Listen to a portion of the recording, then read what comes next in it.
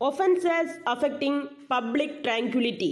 Public tranquility means സമൂഹത്തിൻ്റെ പ്രശാന്തത അല്ലെങ്കിൽ സമൂഹത്തിൻ്റെ സ്വാസ്ഥ്യം എന്നൊക്കെയാണ്.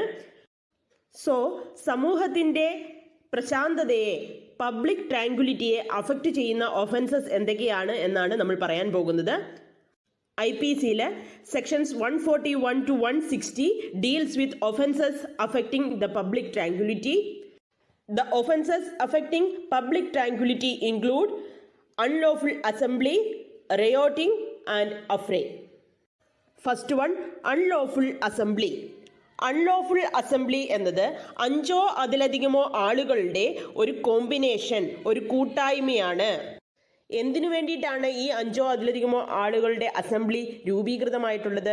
Yes, to execute a common object. ഈ അസംബ്ലിക്ക് ഒരു കോമൺ ഒബ്ജക്റ്റ് ഉണ്ട്. ആ ഒബ്ജക്റ്റിനെ എക്സിക്യൂട്ട് ചെയ്യുവാൻ, നടപ്പിലാക്കുവാൻ വേണ്ടിയിട്ടാണ് ഈ 5 അതിലധികമോ ആളുകൾ അസംബിൾഡ് ആയിട്ടുള്ളത്. ഇനി ഈ അസംബ്ലിയുടെ ഒബ്ജക്റ്റ് എപ്രകാരമുള്ളതാണ്? അത് പബ്ലിക് പീസിനെ ബ്രീച്ച് ചെയ്യുന്ന തരത്തിലുള്ളതാണ്. അതായത് സൊസൈറ്റിയിൽ ഒരു ഡിസോർഡർ ക്രിയേറ്റ് ചെയ്യുന്ന തരത്തിലുള്ളതാണ്, അല്ലെങ്കിൽ സമൂഹത്തിൻ്റെ സ്വസ്ഥതയെ ലംഘിക്കുന്ന തരത്തിലുള്ള ഒരു ഒബ്ജക്റ്റാണ് ഈ അസംബ്ലിക്കുള്ളത്.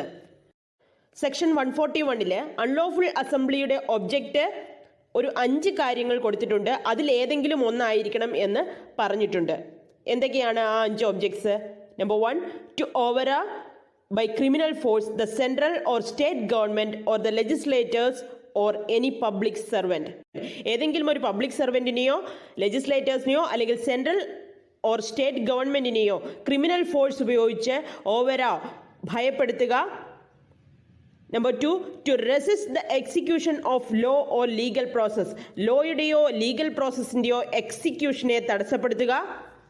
Number 3, to commit any mischief, criminal trespass or other offence. ഏതെങ്കിലും തരത്തിലുള്ള മിസ്ചീഫ്, അനധികൃതമായിട്ടുള്ള കടന്നുകയറ്റം അല്ലെങ്കിൽ മറ്റെന്തെങ്കിലും ഒഫൻസ് നടത്തുക. Number 4, to take possession of any property or to deprive any person of any incorporeal right or to enforce any right by criminal force.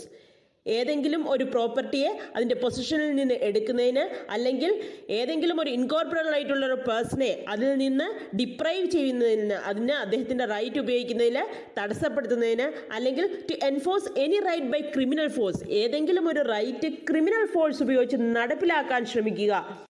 Number 5, to compel any person to do what he is not legally bound to do or to omit what he is legally entitled to do by criminal force.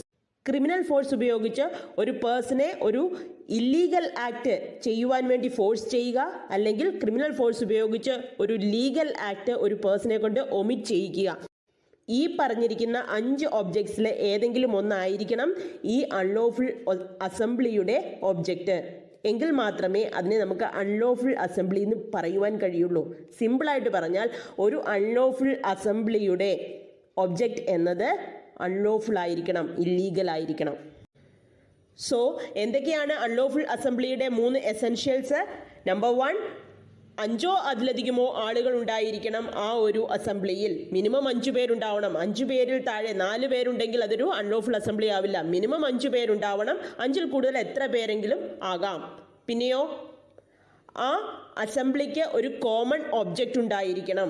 ഈ 5 പേരും അല്ലെങ്കിൽ 5ൽ കൂടുതൽ ആളുകളും കൂടിച്ചേർന്നിരിക്കുന്നത് ഒരു common ഒബ്ജക്റ്റിൻ്റെ എക്സിക്യൂഷന് വേണ്ടിയിട്ടായിരിക്കണം. And number 3, ആ common object എന്നത് സമൂഹത്തിൻ്റെ പീസിനെ violate ചെയ്യുന്ന തരത്തിലുള്ള എന്തെങ്കിലും ആയിരിക്കണം. Let's quickly revise section 141 of IPC. Section 141 of IPC deals with unlawful assembly. There are 3 essentials for unlawful assembly. Number 1, the assembly should have 5 or more persons. Number 2, there should be a common object for execution of which they have assembled. And number 3, the common object must be an illegal one. That is, if the common object of an assembly is not illegal, it is not an unlawful assembly. If in an assembly of persons with lawful purpose, some of the members commit some offences, it is not considered as an unlawful assembly. So, ഒരു lawful പർപ്പസിന് വേണ്ടിയിട്ടുള്ള അസംബ്ലിയിൽ കുറച്ച് members ഏതെങ്കിലും ഒരു unlawful act അല്ലെങ്കിൽ offences commit ചെയ്താൽ ആ അസംബ്ലിയെ അൺലോഫുൾ എന്ന് കൺസിഡർ ചെയ്യുകയില്ല. പക്ഷേ ആ ഒഫൻസ് കമ്മിറ്റ് ചെയ്യുന്ന ആളുകൾ പേഴ്സണലി ലയബിൾ ആക്കപ്പെടും. If an assembly exercises right of private defense, it is not unlawful. Right of private defense എന്നത് ഒരു ലോഫുൾ ആയിട്ടുള്ള ആക്ട് ആണ്. സോ ഏതെങ്കിലും ഒരു assembly right of private defence ആണ് എക്സസൈസ് ചെയ്യുന്നത് എങ്കിൽ അത് ഒരിക്കലും ഒരു അൺലോഫുൾ അസംബ്ലി ആക്കപ്പെടുകയില്ല.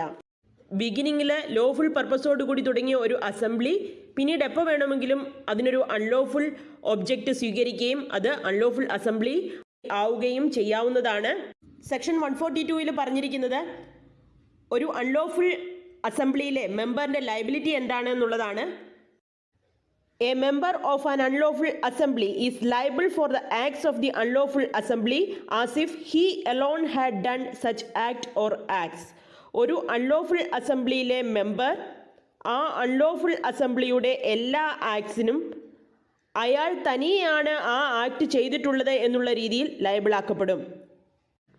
അൺലോഫുൾ അസംബ്ലിയിലെ മെമ്പറിൻ്റെ പണിഷ്മെൻറ്റിനെ കുറിച്ച് പറഞ്ഞിരിക്കുന്നത് സെക്ഷൻ 143 6 മാസം വരെ ഇംപ്രിസൺമെൻറ്റോ അല്ലെങ്കിൽ ഫൈനോ അല്ലെങ്കിൽ രണ്ടുമോ ലഭിക്കാവുന്ന ഒരു കൃത്യമാണ്. ഇനി ഒരു അൺലോഫുൾ അസംബ്ലിയിലെ ഏതെങ്കിലും ഒരു പേഴ്സൺ, ഒരു മെമ്പർ കയ്യിൽ മാരകായുധം ഡെഡ്ലി വെപ്പൺസ് വച്ചിട്ടുണ്ട് എന്നുണ്ടെങ്കിൽ അതിനുള്ള പണിഷ്മെൻ്റാണ് സെക്ഷൻ 144 പറയുന്നത്. 2 വർഷം വരെ ഇംപ്രിസൺമെൻറ്റും അല്ലെങ്കിൽ ഫൈനോ അല്ലെങ്കിൽ രണ്ടുമോ ലഭിക്കാവുന്ന ഒരു കുറ്റമാണ്. ഇനി അൺലോഫുൾ അസംബ്ലി എന്ന് പറയുമ്പോൾ നമ്മുടെ മനസ്സിലേക്ക് വരേണ്ട ഇനിയൊരു സെക്ഷൻ ഉണ്ട്, സെക്ഷൻ 149. അത് കൺസ്ട്രക്റ്റീവ് ലയബിലിറ്റി ആണ്.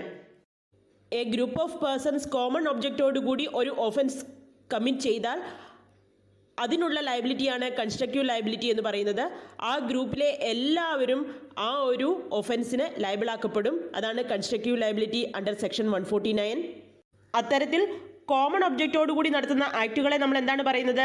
Act in furtherance of common object. അപ്പോൾ അൺലോഫുൾ അസംബ്ലിയിലുള്ള എല്ലാവർക്കും ഒരു കോമൺ ഒബ്ജക്റ്റ് ഉണ്ടായിരുന്നു എന്നുള്ളത് കൊണ്ട് തന്നെ അൺലോഫുൾ അസംബ്ലിയിലെ എല്ലാ മെമ്പേഴ്സിനും എന്ത് ആപ്ലിക്കബിൾ ആണ്? സെക്ഷൻ 149 ആപ്ലിക്കബിൾ ആകും. Let's discuss one case law, Chikkaranga Gowda versus state of Mysore. ഈ കേസിൽ വീട്ടിനുള്ളിൽ കിടന്നുറങ്ങിയിരുന്ന 2 ബ്രദേഴ്സിനെ ഒരു മോബ്, ജനക്കൂട്ടം അറ്റാക്ക് ചെയ്യുകയും അവരുടെ വീടിന് തീ വയ്ക്കുകയും ചെയ്തു. ആ ഇൻസിഡൻറ്റിൽ ആ 2 ബ്രദേഴ്സിനും സിവിയറായിട്ട് ഇഞ്ചുറി ഉണ്ടാവുകയും അവർ 2 പേരും മരിക്കുകയും ചെയ്യുന്നു. സോ ആ മോബിലുണ്ടായിരുന്ന എല്ലാ ആളുകളും ഏതൊക്കെ സെക്ഷനിലാണ് പണിഷ് ചെയ്യപ്പെട്ടത്? Section 302 murder, section 149 constructive liability and section 34 അത് act in furtherance of common intention. So ഈ 3 സെക്ഷൻസിൻ്റെ കീഴിലും ആ അൺലോഫുൾ അസംബ്ലിയിലെ എല്ലാ മെമ്പേഴ്സും ശിക്ഷിക്കപ്പെട്ടു. Now rioting, that is section 146. Rioting means unlawful assembly plus violence. So എപ്പോഴാണോ ഒരു അൺലോഫുൾ അസംബ്ലിയിലെ ഒരു മെമ്പറോ അല്ലെങ്കിൽ എല്ലാ മെമ്പേഴ്സോ ഫോഴ്സ് അല്ലെങ്കിൽ വയലൻസ് യൂസ് ചെയ്യുന്നത്, അപ്പോഴാണ് അതിനെ നമ്മൾ റിയോട്ടിംഗ് അല്ലെങ്കിൽ കലാപം എന്ന് പറയുന്നത്. എസെൻഷ്യൽസ് എല്ലാം തന്നെ അൺലോഫുൾ അസംബ്ലിയുമായിട്ട് സെയിം ആണ്. There must be 5 or more persons. They must have a common object. The common object of the assembly must be illegal. And the 4th essential, any member or all of them must have started using force or violence in prosecution of the common object. Common object in the prosecution like ഒരു മെമ്പറോ അല്ലെങ്കിൽ എല്ലാ മെമ്പേഴ്സുമോ ഫോഴ്സോ വയലൻസോ യൂസ് ചെയ്യാൻ start ചെയ്തിരിക്കണം. Punishment for rioting is imprisonment for 2 years or fine or both. ഇനി ഡെഡ്ലി വെപ്പൺസ് എന്തെങ്കിലും കൈ വെച്ചിട്ടുണ്ടെങ്കിൽ imprisonment for 3 years or fine or both. Now section 159 affray. 2 അതിലധികമോ ആളുകൾ ഒരു പബ്ലിക് പ്ലേസിൽ ഫൈറ്റ് ചെയ്തിട്ട് ആ പബ്ലിക് പ്ലേസിൻ്റെ പീസ് ഡിസ്റ്റർബ് ചെയ്യുന്നുണ്ടെങ്കിൽ അതിനെയാണ് അഫ്രേ എന്ന് പറയുന്നത്. When 2 or more persons by fighting in public place disturb the public peace, then they are said to commit affray. So what are the 3 essentials for affray? There must be 2 or more persons fighting. Number 2, such a fighting must be in public place. And number 3, such a fighting must disturb the public peace. Imprisonment for 1 month or fine ആണ് punishment for affray.